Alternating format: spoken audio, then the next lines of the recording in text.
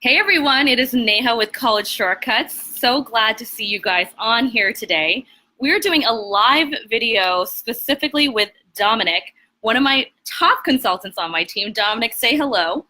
Hey, how are you guys?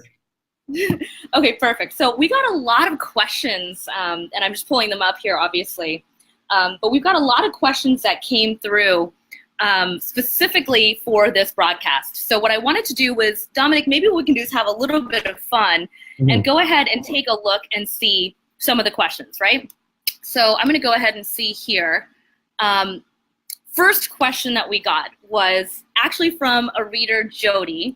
And Jody had asked, if one were to apply to more than 20 colleges interested in the combined BS-MD programs, which for everyone who doesn't know, that's bachelor's plus med school programs or Ivy League colleges, is there a maximum number of colleges that one can apply to via the Common App? And if so, what is the maximum and what are the options that one can utilize to apply to more than 20 colleges? So obviously, Jody has probably got a top achieving student, right, Dominic? Yes. Yes. Okay, so I'm going to let you take that question, actually. So what would you say? Is there a limit on the Common App on how many schools you can apply to? Yeah, so there's a limit of 20 schools on the Common App. Applying to more than 20 is, uh, pretty big like achievement if you're trying to do that. It requires a lot of work and supplemental essays. And Right. here, we recommend applying from between 12 to 17 schools, and 17 is really pushing it. And the reason for that is because applying to that many schools, it increases your odds of getting into one of them. But typically what we see is that kids will get burned out once they start getting to the 15th, 16th, and 17th school. Um, Totally. you should just pick really, between 12 to 15 schools that you want to apply to. But, if Jody's really interested in applying to more, there's a couple of different portals. So the Common Application is just one of the main portals.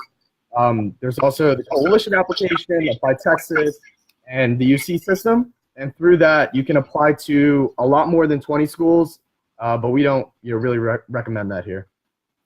Absolutely. So to be totally clear, what Dominic is saying is that usually a student burns out, and we've seen it over and over. Students usually burn out between like 15 to 18 applications. Now, of course, there's stuff that gets reused for a lot of applications, but at the same time, it can be a lot to take. Now, you can apply on the Common App from what I know to pretty much as many schools as you want. I mean, as we know, there are some colleges, not the ones Jody's obviously looking at, that don't even require an essay. So to me, I think it's totally possible. I just would be curious if the student really wants to do that much work. I remember we worked with a student who applied to 20 schools, and by the time it was all said and done, all of the essays together were like a 40-page Word document. So that's just a lot to go through, I would say. But I hope, Jody, that answers your question. Now, everyone who's watching, I know a lot of people are logging in here. Paula just wanted to say hi, nice to see you. Please feel free to add your questions below. We'd love to answer them. So one of the other questions we got was from Diane. Diane said, Neha, my student has a 3.0 GPA and a really low SAT score. He's going to take the SAT again in October. I know you say to apply early to Ivies, but should we be applying early if we don't have the right score? He does a lot of school activities, and I know the essay needs to be enthusiastic and stand out like you've said on your webinars. Please address what you really feel our strategy should be. So this is the thing, Dominic, I don't know if you agree with me on this, and the reason we're having this discussion for everyone is Paula's saying she lost audio. Can you guys comment if you can hear me? Type in yes if you can hear us. Just curious. I think you should be able to hear me. I'm going to type a comment in. Can you hear us? Lots of people logging in. Okay, I got some thumbs up from Mimi and Niraya, so it looks like we should be okay. Okay, good. Richard said thumbs up. Okay, great. So this is my theory. If your child has a good GPA, but their SAT score is like not there and you're still taking it in October, then you can rush your scores from the College Board, right, Dominic? Yes. Yeah, so my theory is they could rush the scores and they could probably still get in by a November deadline if they got everything done ahead of time, right? Yes. Yeah, so to me, I think that's totally worth it to apply early if that's possible. Now, if you're taking the October SAT and you're not really ordering it early, then yeah, you could get your scores way late and then you have to wait till regular. But I mean, I was reading an article recently and it was like Duke's acceptance rate for early admission is upwards of 24% versus regulars 9%, you know? So Dominic, how about you speak a little bit, you know, since you are at an Ivy, can you speak a little bit to that about how and why early really matters? Because we see so many students stalling in the process.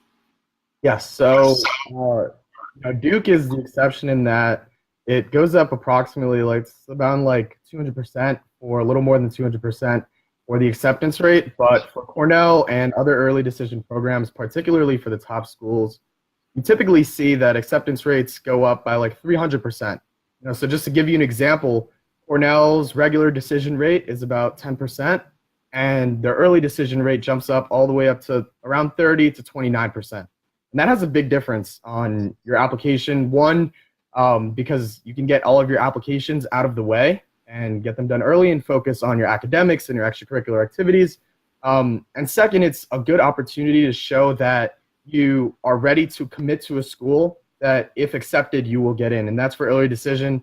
You know, as far as the restrictive early action programs go, the boost acceptance rate isn't as large, but it's still very, very beneficial. And for most colleges like Harvard, Stanford, you know, anything with an early program, it's going up around 300%. And that, you know, can make a huge difference on your application. Absolutely. And I want to do a quick shout out. I want to say hi to Gladys. Nice to see you. You're always on my Facebook Lives. Hi, Carol. Hi, Richard. Hi, Paula. Nice to see you guys. I see a lot of you guys viewing. So just say hello in the chat right below, and we would love to acknowledge you for being here. So absolutely. I think that's a big thing most people don't realize is that if you have the opportunity, just because you can prepare a little more and earlier on, to apply earlier, then why not, right? Like you have a 300% increased chance of getting in just by doing early. Like to me, there's no excuse personally, but that's because, I mean, just to be totally real with you guys, I'm an extreme planner. Like I pretty much know exactly what time it is at all times, and I know what I'm doing at all hours. Now, not everyone operates that way, but I will say that if you've got the opportunity to apply to a school that has a 24% acceptance rate and is an Ivy, versus a 9%, and the only reason you're stalling is because of procrastination, I mean, that's disappointing, right, Dominic? I mean, wouldn't you say that they're looking for the students that are prepared? Yes, exactly. And, you know, a big difference between the kids who apply early and those who don't, like Neha said, it's just a lot of times because of procrastination and they don't get their essays done until the end of November when it's too late, or they're cranking them out at the end of December. And in our opinion, you know, we try to push all of our clients, no matter if they're applying early, because of the restrictions sort of with early decision, to get all of their essays done by the end of the summer. And so that's something sort of that you see in the more dedicated and motivated kids. And that's something that you should want all of your children to be, especially because of the boost in acceptance. So let's get real. One of the things that I posted about recently was about Harvard's lawsuit specifically with discrimination against Asian Americans. Now, we've got Asians both on the line. So let's talk a little bit about why is it that Asian Americans are having such a hard time getting in? Dominic, your perspective as someone who's at an Ivy League, who is Asian, I mean, you know how I am. I just like to uncover the real stuff. So what are your thoughts on that? Yeah, so a lot of it comes down to how your application is evaluated at selective universities. You know, the majority of which are Ivy League, you know, Stanford, those tier schools. And there's this big misconception that when you apply, you're being compared to all of the other applicants. As somebody with friends in the admissions office here at Cornell, who help work out like with their undergraduate admissions, that's not necessarily the case. The way that your application is evaluated at Cornell and other top schools is that they divide all of you up into different buckets, depending on certain factors like your ethnicity, your socioeconomic background, the competitiveness of your high school, and one of those big factors is ethnicity. And so for a lot of Asians, you know, typically because of just the way that we're raised, we tend to have higher GPAs, higher standardized test scores, and we perform better on the quantifiable metrics that our portfolio is evaluated on. But a lot of the times what certain applicants are missing are some of the more social skills and the communication. And that, at the end of the day, is what separates the people who get into these schools from those who don't get into these schools. Absolutely. And, one of the things I was talking about 3 weeks ago, I had an event with 1,000 families in the Bay Area, was about the fact that, Stanford rejected 69% of students that had the perfect GPA and perfect test score just in the last 2 years. What are your thoughts about what it is that we do here at College Shortcuts that helps to combat that problem? Yeah, so a lot of it really is just sort of putting yourself out of that comfort zone. And this is something that we're increasingly doing with our mentorship program, particularly with kids in the 8th grade and 9th grade. They're very moldable. And the big thing is just encouraging them to partake in activities that will help boost their soft skills. So some of the easiest ways are through sports, through getting leadership in extracurricular activities, and having this foundation in communication and being able to talk with somebody else without making them feel awkward has a big impact on the rest of your portfolio. If you think about the kids who might play sports when they're younger, they build up that self-confidence so that they can go out there when they're in high school and meet everybody in their class. And as a result, when they join extracurricular activities, their peers are more likely to elect them to a leadership position, which is something that colleges view very favorably. Right. So would you say that one of the disadvantages in the Tiger Mom Asian communities is that we're so focused on the scores that these students are being left behind because they lack all of the soft skills in the process? So when it comes to the interview or the writing for the essays, that's why we're seeing such a drop in these students.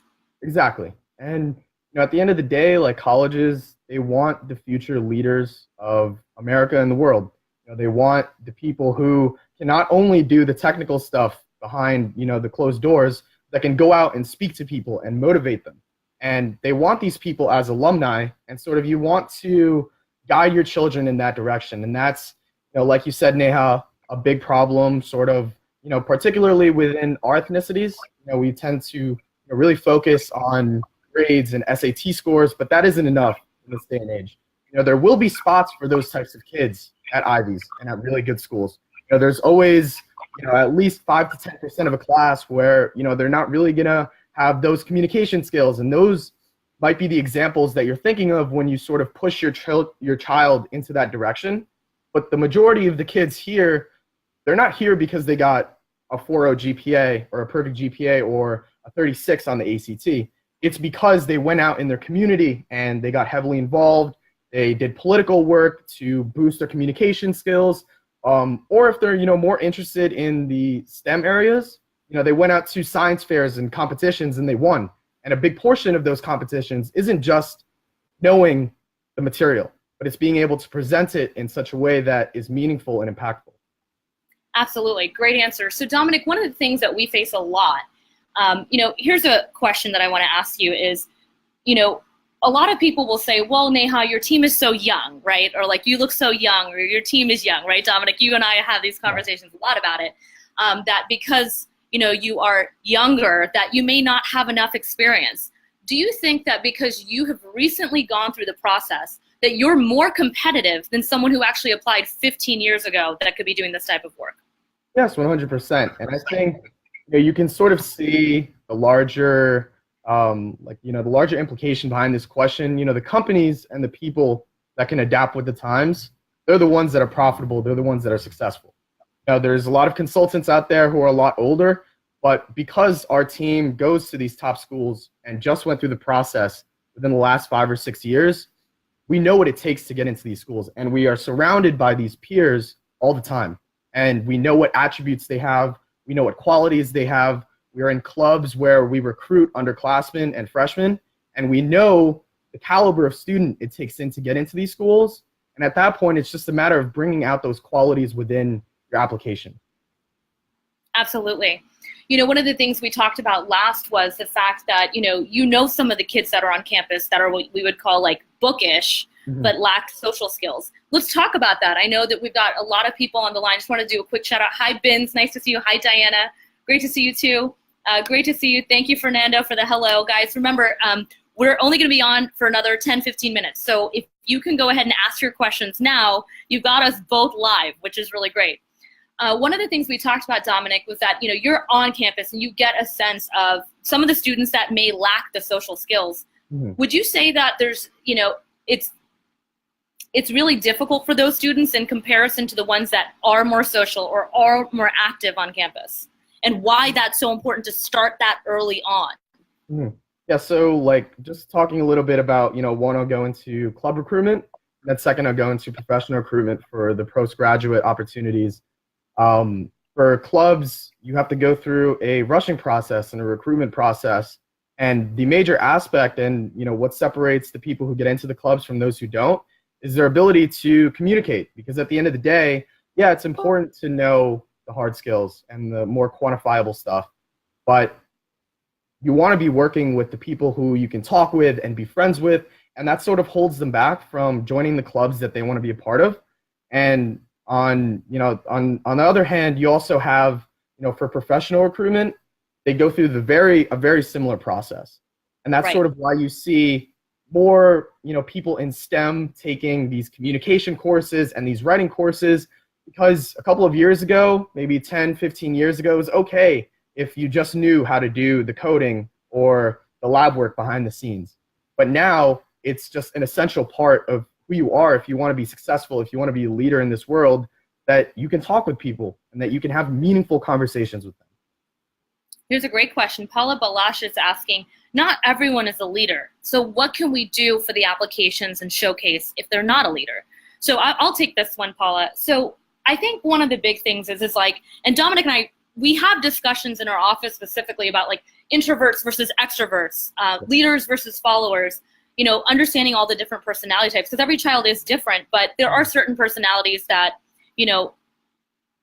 do get more favored from what I've noticed in the application process versus others. Mm. Now, I think that it's not that you always have to be a leader. I think it's about also finding certain activities that you're really passionate about. So let's say, Paula, like I have a niece who's extremely introverted, and I try to force her to be extroverted, which never goes well. But sometimes I get her outside her comfort zone and she finds something she loves. I was coaching a student who's now a senior and we're working on her applications, and she was very hesitant to do anything that was leadership related.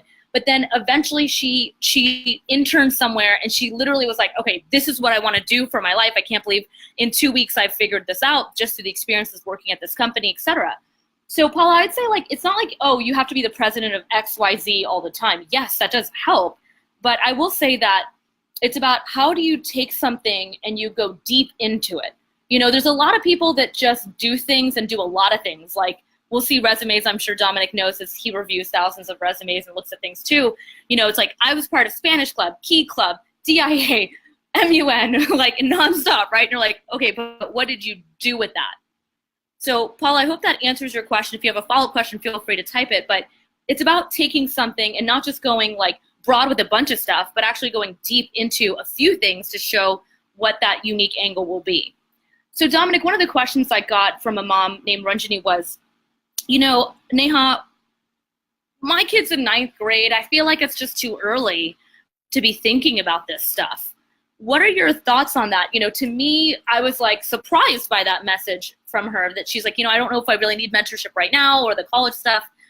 Where do you think that she might be hurting her chances for her kid?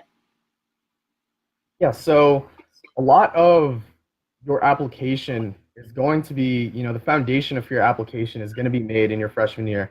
What clubs you choose to participate in, your community service that you might want to be doing. Those are all the fundamental pieces of your portfolio that in 3.5 years you're going to be writing about and submitting to these colleges. And if we sort of want to have these conversations early enough where we can say, hey, this is what you were thinking of, that's great, and this is what you also should be doing. We have clients that sign up for mentorship in their junior year, and a lot of them are great. And then some of them, they've only been focusing on maybe just sports, or they've just been focusing on their grades. And when you do something like that, and you only have one facet to your portfolio, it really hurts. And your chances of getting into these top colleges are much lower. You got to think about the thousands and thousands of kids that are applying to Ivy League universities. Let's be clear, Chicago. Million students are applying every year, not thousands. they don't get in. And, the reason is because, yeah, you might have, a perfect GPA, or you might have a good GPA, or you might be the captain of multiple varsity teams, but you didn't do enough to specialize. And going back to Neha's point earlier, even you don't have to be a leader. You can find, opportunity wherever you go, as long as your child is passionate about it. And if they Yes. really like something, even if there's no leadership necessarily involved, like maybe a science fair, you can win competitions. Or if they're really passionate about community service, they can volunteer Yes. hundreds of hours in their community. There's so many ways to stand out and specialize. And I'll that's tell you what I guys, love. yeah, I'll be real. Like at 15, I went across the street to go volunteer at a lower income school, and I tutored, and that's how I found out what I wanted to do. I wasn't a leader. I wasn't head of tutoring. Now I'm the head honcho of all tutoring. But at the time, that was an activity that I was really passionate about and I got involved with, and there was a lot to talk about. So I hope, Paula, that really answers it. Want to say hello to a few more people. Hi, Rashmi. Nice to see you. Hi, Nicole. Nicole's got a great question here, too. She says, Neha, any tips for kids who have learning disabilities that can cause their scores to be lower? So, Nicole, one of the things we always recommend is get extended time. So it does take a lot of steps to get that, but it's completely worth it if your child has a learning disability to get the extra time you need, because you want them to have the same advantages every other student has. The second thing I would say is we work with kids all the time that have learning disabilities, from dyslexia, ADD, ADHD, dysgraphia, and we are able to increase scores by hundreds of points. But it's really about getting the right mentor and coach in place. So I hope that answers your question, Nicole. Nishita, nice to see you too. Dominic, Real Dominic, quick. go ahead, One of the biggest, like fallacies about the SAT or the ACT is that it's a measure of intelligence, and it for sure is not. We on the tutoring side, we've had kids who consistently get C's and B's, and they can boost their scores hundreds of points with prep. What the SAT and what the ACT really measure is how well, one, you can take tests under pressure, and two, how much you prepared for them. And the second point builds on the first one. If you put the necessary hours in to get a good score, you will get a good score. You might have a bad day, but 9 times out of 10, you prepare 10, 15 hours a week on these exams, you will do well. Exactly. So guys, I hope you guys really enjoyed this. The reason why I wanted to have Dominic on is because Dominic is one of my #1 consultants on my team. He knows I absolutely love and adore him. He is phenomenal. To me, when I started my company, it was about how do I find the best of the best, sometimes even better than me myself, right? Because to me, it's about finding that next generation that's going to help the younger generation. The one thing I've always heard from parents over and over is, Neha, I can't get my kid to listen to me, or they don't want someone that feels like a teacher or someone super old. And so I wanted to do this video for you guys, this live, so you can see what Dominic looks like. You can see how he feels, his energy, and why he's so passionate about it. To me, if you want to go to an Ivy League school, get the right coach. Get the coach that's already there. Get someone who's been through the process in the last 4 to 5 years. The truth of the matter is, Dominic applied to college during a time, and I know I look very young, thank you. I know everyone's like, you look like you just graduated, but the truth is, I didn't. But the thing is, Dominic has applied to college at the most competitive time ever. He's applied to college in a more competitive time than myself. So that's why when I build my team, I look for these level of experts that have been through the process, and then I train them. And then our SA team has people that have been on admissions offices. As you know, Dominic has a relationship with Cornell. He knows what it's like. He's involved in the admissions process. So to me, when we work with families, we really want to make sure that we're giving you the best of the best. That's our goal. So I really hope you enjoyed this video. I know we've got no more questions here. Dominic, do you have anything that you want to add to the end that you'd like for families to know that might be concerned or confused about how we work? I've put our application link below, guys. If you are interested, we do take applications for our limited spots. But Dominic, if you want to kind of share, maybe an insight, since I know you manage and work with a lot of our clients, I think a lot of families would love to hear that. Yeah, so I think at the end of the day, our results speak for themselves. I'm not going to, waste time trying to convince you, but every year consistently, we get kids into some of the most competitive programs in this country. And, even beyond that, I've worked with people applying to graduate school, getting their MBAs, MIT Sloan of Business, medical school. And it's not necessarily about how old you are, because that doesn't show how good you are at what you do. And the true measure of that is, can you get kids into schools? You know, the Wharton dual degree program, the Fisher program at Wharton, is one of the top 5 most competitive programs in the country. And we just got somebody in last year. We get kids into every Ivy League university, Stanford, Chicago, Duke, you name it. Our consultants are very good at what they do. And they go through a very extensive training program because we've worked with so many kids in the past that we've seen so many essays, and we know what it takes for an essay to make somebody shine in the admissions process. Great. Karen's got a great question before we head off. It's a good one. She goes, Neha, how can Dominic handle a student's workload at Cornell and be a consultant for you? So this is a great question, Karen. Dominic's like, ooh, I want to answer that. So this is what's interesting. We are very particular about the amount of students that work with each consultant. That's why our programs are so limited. Once a consultant is full with the amount of students they can handle, it's done. We don't take any more kids. So that's really, that's kind of why we do that, is because we want to make sure. Again, if you look at your average high school counselor, they're managing about 500 students to one person. Our ratios are maybe 5 students to 1 counselor. So you're getting a massive increase of time and involvement in that way. Dominic, if you want to nicely answer that question, Yeah. I think that's just a warning, because I know Dominic and I get super passionate. But Karen, Karen's asking a question again, just to repeat, how can Dominic handle going to Cornell and being a consultant? So Dominic, do you mind taking that? Yeah, so I think, a lot of the kids here, they're here for a reason. And I'm not trying to brag or anything, but I'm very good with my time management. My freshman year, even while doing college consulting for another company, I was on the training process and on the data analytics team. I was also going home every weekend to work on political campaigns. And when, people like myself and the other members of the team and Neha find something that they're passionate about, we will make time for it, and we know how to effectively manage our time. And the workload at Cornell, it's obviously not easy or light, but it's very manageable as long as and I'm old, I'm about to graduate, and so I know the little tips and tricks on what I have to read and how I have to write, and it's not really like a problem. Awesome. So I hope that answers your question, Karen. Great question. I love it. I love the questions when you're like, how does that even work? And it's true. To me, it's about how do I hire the rock stars that are going to help your kid become that rock star? And Dominic, to me, is my favorite rock star on the team. I mean, actually, I love all my team members, sorry. But Dominic's in charge of a lot of them. And he is able to manage his time very effectively. And he's highly passionate. I mean, there are times on, a Friday night at 11 o'clock, I'm sending him messages about things, and we're just both the type of people that are so passionate about what we do that, yes, we've got other things going on in our lives, but if this is what we're passionate about, this is what we focus on.